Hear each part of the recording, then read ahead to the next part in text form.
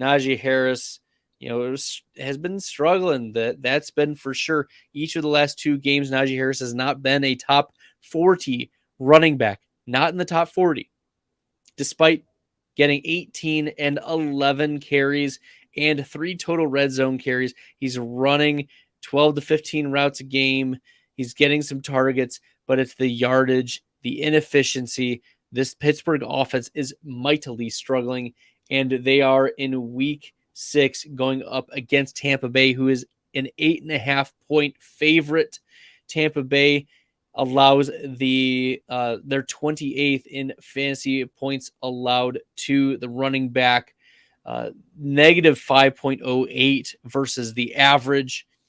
So Najee Harris, this is an extremely bad matchup, and they're also not giving up a lot of passing fantasy points to running backs either.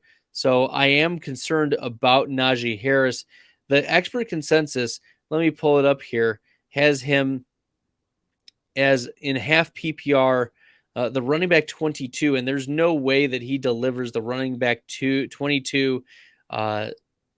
He's going to be, for me, the running back 30 or even later. Like, give me Travis Etienne.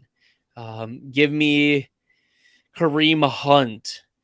Give me, we're starting to get into that point where Ezekiel Elliott becomes a better play than Najee Harris. Michael Carter is an interesting consideration here. J.K. Dobbins, of course, you're starting. Devin Singletary, you're starting over him. Tony Pollard, you're starting over Najee Harris.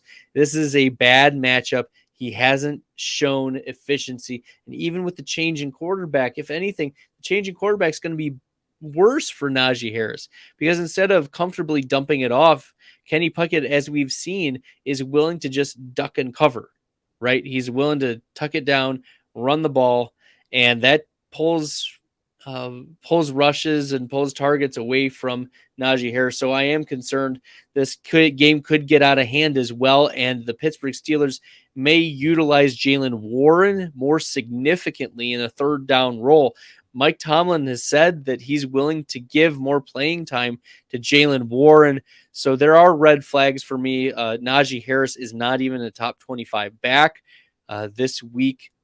I do think that he gets the majority of carries. I do think that he gets, double-digit routes and does get a couple targets. But even with all of those formulas in place over the last few weeks, Najee Harris hasn't cracked the top 40 since week 3.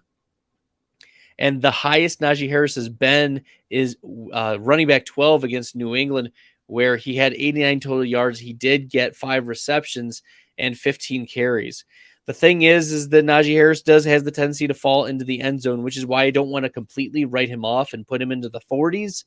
But the early 30s is probably where Najee Harris is going to land for me, just because the bad matchup, lack of efficiency, the offense doesn't look like it's trending the right way, and the matchup not only is bad for total points, but it could be bad for game script. So Jaylen Warren could be getting involved there as well.